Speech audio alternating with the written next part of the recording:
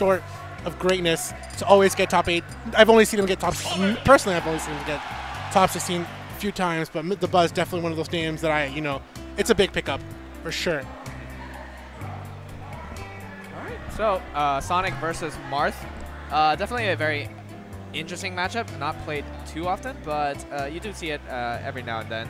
I feel like a big thing that Marth can do in this matchup particularly is control space in the air very well with the sword, similar to how he can control against characters like Bayonetta and such. However, we do see people like the main Marth players like MKLeo opt out for Cloud playing this matchup, so it'll be interesting to see. It's definitely going to be a game of respect. How much is LightSpeed going to respect Mr. E's spacing? How much is he going to have to get into that zone? And that's what you see right now coming off the gates. Mr. E already starting off with great aerials, just putting in some small percent, but LightSpeed not phased by it. He knows, if I can get into his zone right away, there's nothing I have to worry about Marth spacing. Yeah, and I like this patient play coming from LightSpeed, just doing safe stuff on shield, just making sure he doesn't get punished too hard, and I like that punish the whip on the band dancing blade, and able to get a quick couple of percent in there, and then try to retreat back to safety.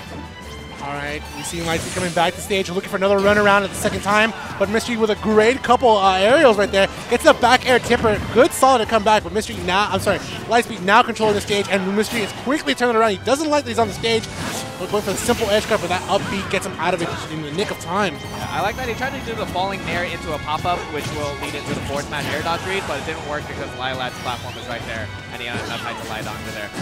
I know one of the things about fighting Sonic can be a little bit demoralizing. If you mess up once, it's like, oh, I got hit by a spin dash combo. I took 20%. But you got to consider also a character like Marth. You land those tippers, you're getting like 30 to 40% like within one string. So you can easily bring it back, especially against a character like Sonic who struggles to land. And that's what we kind of saw from LightSpeed. Like, Mr. E was definitely looking at that ledge play, said, you know what, if I see how LightSpeed is, I could definitely wait to him to exhaust his options. LightSpeed went with a nice up air, unable to fully take away that stock, but he still struck some fear into Mr. E's heart. Oh, bad dash attack. Tried to trip him up with the dash back, dash forward, but didn't quite work. Spring Gimp, but the Magna Hands comes in. I like that the roll crossing up into each other.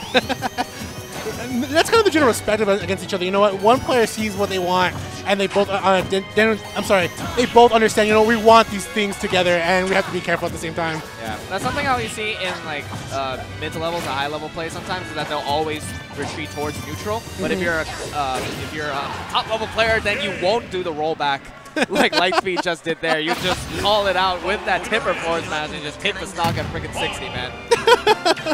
I mean, sometimes you definitely have to understand your opponent's habits. He understood the respect, said, he might go for something like this again. The rollback, that's my call out. That's my pretty much my bread and butter here. Wait for that rollback. Let me get the payday here, get that stock, and give me that game point on the board. Let's go to game 2.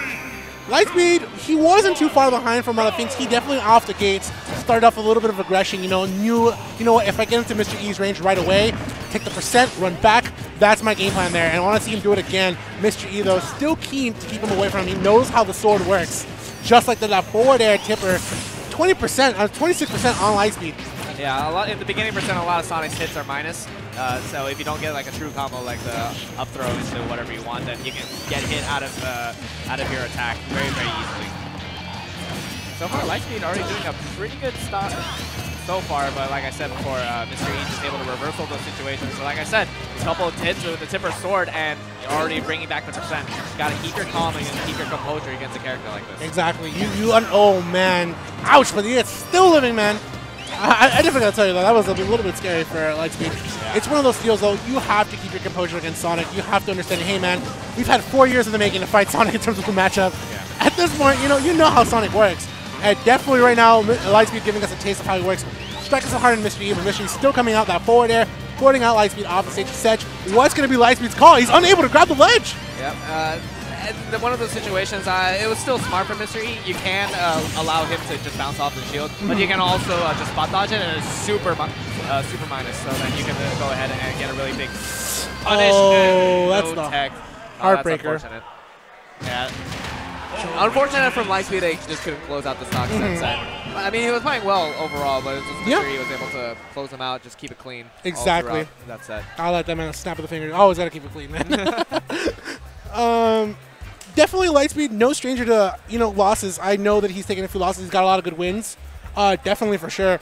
He had a win recently on S2H. But he's definitely